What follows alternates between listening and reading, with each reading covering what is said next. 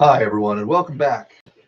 I have some thoughts to share on the Dylan Matthews and Isabel Sawhill articles because I often get students that um, like the argument, like the thoughts that Matthews is putting forward, and I don't want to tell you what it is that you should think, but I want to clarify because Matthews does some things in that article intentionally or unintentionally that can easily create confusion or misunderstanding.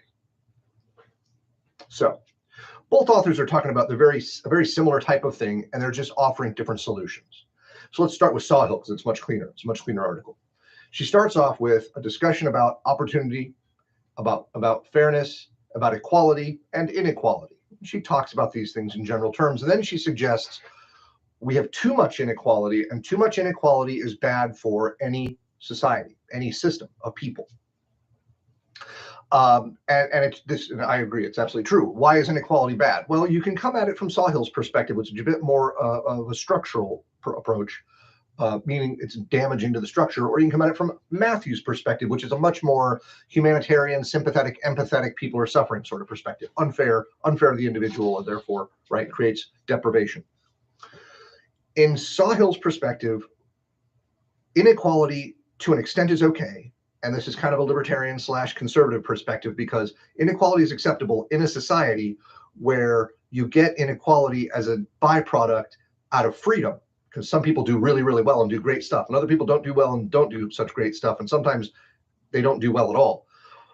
But overall, the society benefits from the freedom of individuals to pursue their interests and sometimes make massive gains that benefit the entire society.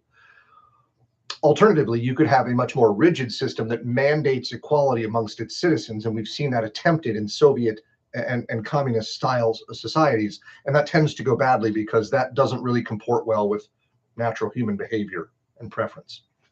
It's too restrictive. So enforcing too much equality or enforcing perfect equality doesn't work.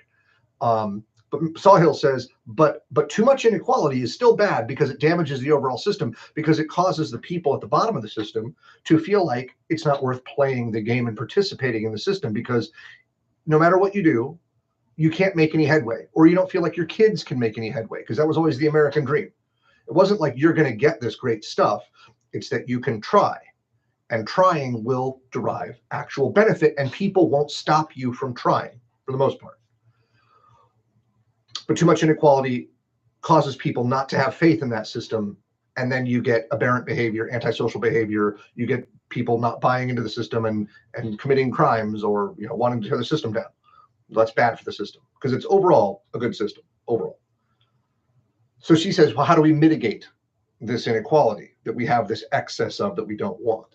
And she focuses on two things: the family and education.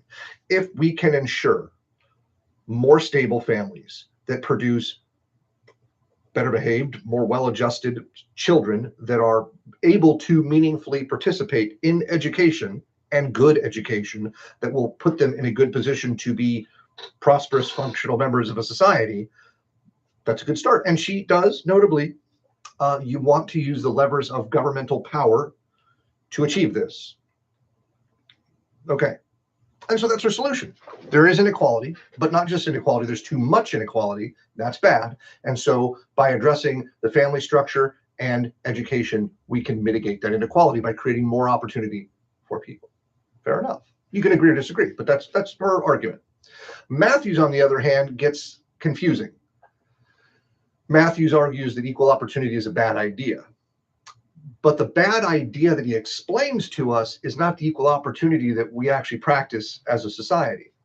And equal opportunity has its problems as a concept because of, well, the language we use, equal opportunity. He is taking a literal definition of equal opportunity and saying that would be a bad thing to impose on people, because it would actually be very similar to that Soviet communist excessive rigid equality that is enforced on people. Well, he's using a definition like that we don't actually practice. Now, in practice, what we do is, when it comes to equality of opportunity, is something more like removing illegitimate or systemic barriers to prevent people from pursuing their interests.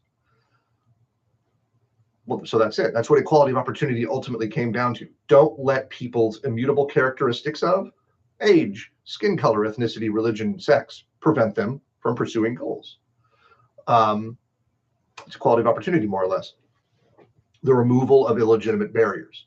He describes it in a very different way. And so at the outset, he's already framed this conversation as something other than what it really ought to be. Now, what's his actual frustration? Well, it turns out meritocracy, which he barely mentions, if at all, is actually his frustration. He doesn't like the idea that a system allows some people to achieve great things and some people to fall through the cracks. There are many, many legitimate critiques of meritocracy. He is not alone. And in fact, Isabel Sawhill, in her article, mentions the famous American philosopher John Rawls, who was briefly mentioned in our communitarian article from a couple weeks ago, week 6.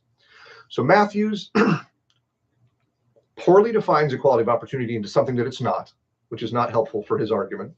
But once we understand what he is actually frustrated with is the failings of meritocracy, of which they exist, still a good system overall, but it's not perfect.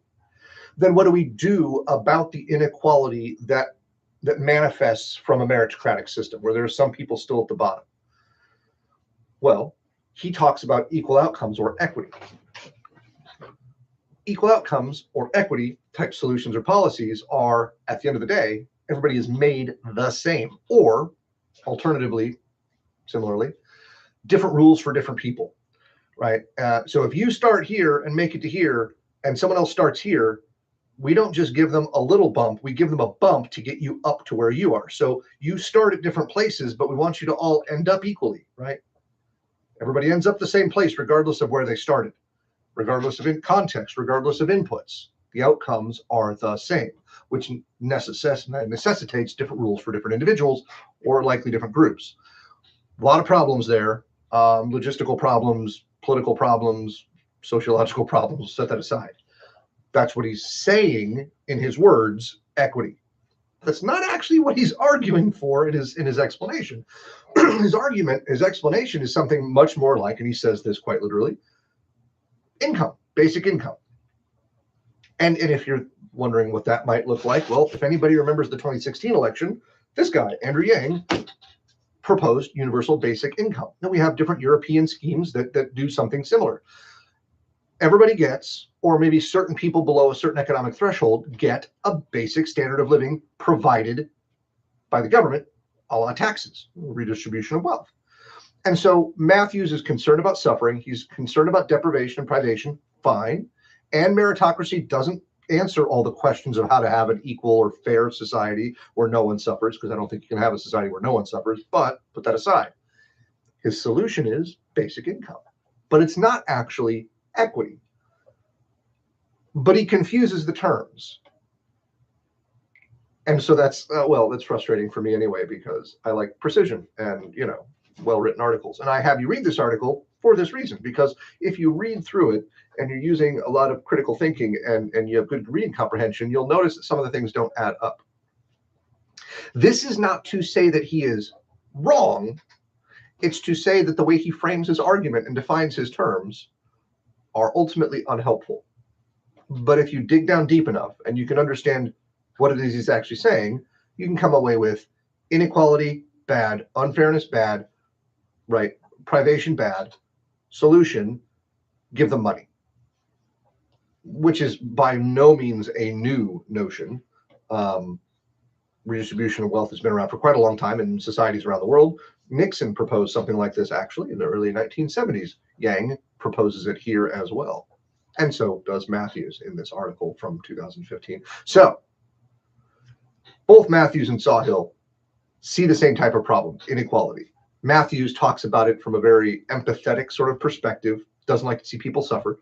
Sawhill acknowledges the people suffering, but she also says this is bad for the system, because if you have a bunch of people that stack up at the bottom and don't feel like they have any way to progress, that destabilizes and damages the system. And again, this is overall a good system, flaws though it has. So they both acknowledge inequality as a problem. She says education and family is one way to address that problem of inequality by creating more opportunity. Matthews says a lot of different things, but ultimately he says money, give them money so that they don't fall below a certain standard of living. Between the two, you are welcome to prefer one over the other, but I would suggest to you that the solution of just giving people money at the end of the day and not addressing the reasons why the inequality exists, Band-Aid, not a real good solution, ultimately. And maybe the proper solution is a combination of the two. I'll leave that for you to decide. Or maybe there's a third option that's not even been mentioned. Talk soon.